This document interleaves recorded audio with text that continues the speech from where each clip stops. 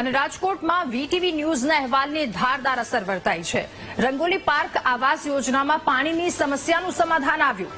VTV ન્યૂઝે પાણીની સમસ્યાનો અહેવાલ પ્રસારિત કર્યો હતો। ફ્લેટ ધારકોને પોતાના પૈસા ખર્ચી અને અહીંયા પાણી લાવવું પડતું હતું। પરિવાર દીઠ 3000 રૂપિયાનો ખર્ચ કરવો પડતો હતો। જો કે હવે એ સમસ્યાનું સમાધાન આવ્યું।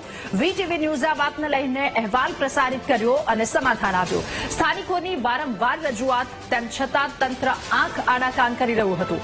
સાંસદ પરસોત્તમ રૂપાલાને પણ સ્થાનિકો દ્વારા રજૂઆત કરવામાં આવી હતી અને વીટીવી ન્યૂઝના અહેવાલને પગલે આખરે તંત્રે ઊંઘમાંથી જાગવું પડ્યું।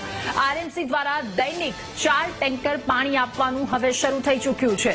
ત્યારે વીટીવી ન્યૂઝ દ્વારા પ્રસારિત અહેવાલની ધારદાર અસર વર્તાઈ છે। વધુ માહિતી મેળવીશું। સંવાદદાતા ભાવેશ આપણી સાથે ફોનલાઈન પર જોડાયા છે। ભાવેશ, રંગોલી પાર્કની પાણીની સમસ્યા દૂર થઈ, શું વધુ વિગતો?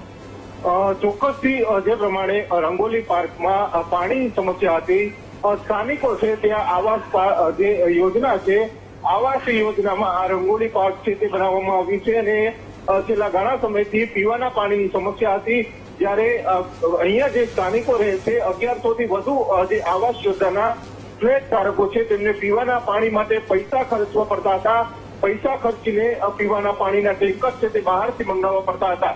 સમગ્ર મામલે ગઈકાલે વીટીવીની ટીમ દ્વારા અહેવાલ છે તે પ્રસારિત કરવામાં આવ્યો હતો। ત્યારે વીટીવીની ટીમ દ્વારા અહેવાલ છે તે પ્રસારિત કરવામાં આવ્યા બાદ જ્યારે તંત્ર છે તે જાગ્યું હતું ને હવે અહીંયા પીવાના પાણીના ટેન્કર છે તે શરૂ કરવામાં આવ્યા છે।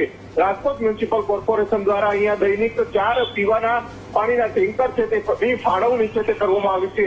પરંતુ જ્યારે વીટીવી દ્વારા સમગ્ર મામલે અહેવાલ છે તે પ્રસિદ્ધ કરવામાં આવ્યા હતા અને ત્યારબાદ રાજકોટ કોર્પોરેશનનું તંત્ર છે તે સફાળું જાગ્યું હતું ને આ સ્થાનિકોની જે સમસ્યા હતી તે હવે દૂર છે તે કરવામાં આવી છે।